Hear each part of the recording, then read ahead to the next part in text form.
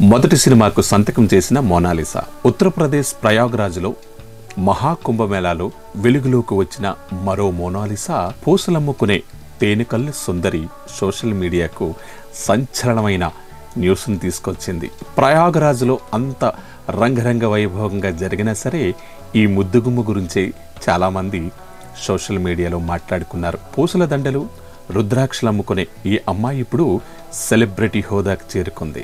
మహాకుంభమేళాలో Mona Lisa అనే అమ్మాయి తన కుటుంబంతో కలిసి పూసలు, రుద్రాక్షలు అమ్ముకునేది. అయితే సెలబ్రిటీ హోదాని కలిగించారు. ఎందుకు అంటే తేనెకల్ల సుందరి మోనాలిసా. మోనాలిసా ఫొటోస్ ఏ సోషల్ మీడియాలో చూసినా సరే మోనాలిసా ఫొటోస్. ఈ యొక్క ఫొటోస్ను చూసి బాలీవుడ్ డైరెక్టర్లు సైతం మోనాలిసా బాట పట్టారు.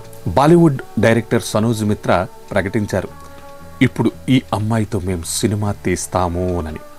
అలాగే ఆ మాట ఇచ్చిన ప్రకారమే ఉత్తరప్రదేశ్లోని ఇండోర్ ఖార్గాన్ జిల్లాలోని మహేశ్వరలోని మోనాలిసా ఇంటికి వెళ్ళారు. వాళ్ళ తండ్రి గారితో మాట్లాడి చిత్ర పరిశ్రమ గురించి మొత్తం చెప్పి తనను ఒప్పించి ఒక సినిమా ఒప్పందం మీద సంతకం పెట్టి తీసుకొచ్చారు.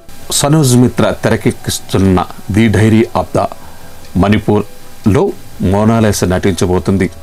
ఇందులో ఆమె రిటైర్డ్ ఆర్మీ అధికారి కూతురిగా కనిపించబోతుందని సమాచారం. దాదాపు 200 కోట్ల బడ్జెట్తో సినిమాకు రూపురేఖలు దిద్దుకుంటుంది.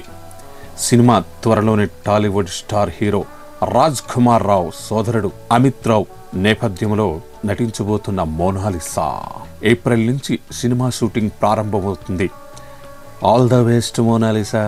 సినిమా చిత్ర రంగంలో అడుగుపెడుతున్న మోనాలిసాకి అందరూ ఆల్ ద బెస్ట్ చెప్దాం.